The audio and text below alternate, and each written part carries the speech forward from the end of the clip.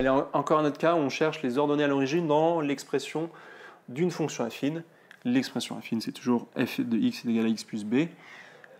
L'ordonnée, alors là, c'est un piège, parce que l'ordonnée, c'est un peu dur à savoir. Quand vous avez ax plus b, donc les deux termes finalement, le ax et le b, voilà, ça va assez vite comme la vidéo d'avant.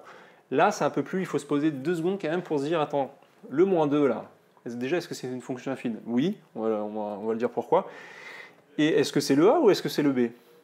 Le a, c'est ce qui multiplie le x. Donc si vous n'avez pas de x dans votre expression, ça veut dire que votre a, il vaut, qu'est-ce qui multiplie x et ça l'annule? Le 0 fois x. Donc là, votre pente, elle est nulle.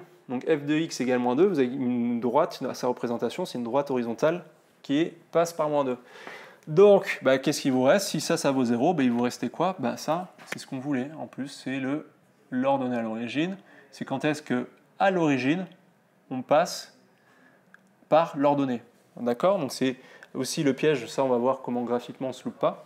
Mais c'est toujours l'ordonnée, bim, c'est là, donc on va chercher quand est-ce que la droite, bim, le b il est là. D'accord? Petit rappel. Donc ici 3x plus machin, donc là on aurait pu dire que a égale 0. Ici vous répondez oui, ma machin, l'ordonnée à l'origine ici c'est moins b égale moins 2. Moi je l'écris comme ça très rapidement. Adaptez-vous votre rédaction à votre énoncé. Et 3x plus quoi? Forcément, c'était plus 0. Eh oui. Ok, donc ça, c'est la fameuse fonction linéaire. Très bien. La fonction linéaire, elle passe par l'origine. Donc forcément, en 0, ça vaut 0. Donc il n'y a pas de décalage par rapport à l'origine. Ça passe par l'origine.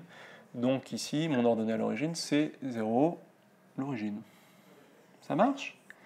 Et ici, pour ceux qui se demandent, ça c'est bien mon A. Ça marche? Allez, faites des exercices. Quand vous avez dans ce cas de figure où il n'y a pas de somme, enfin il n'y a qu'un des deux termes, pas se louper entre le A et le B, encore une fois. Faites des exercices et on se voit bientôt.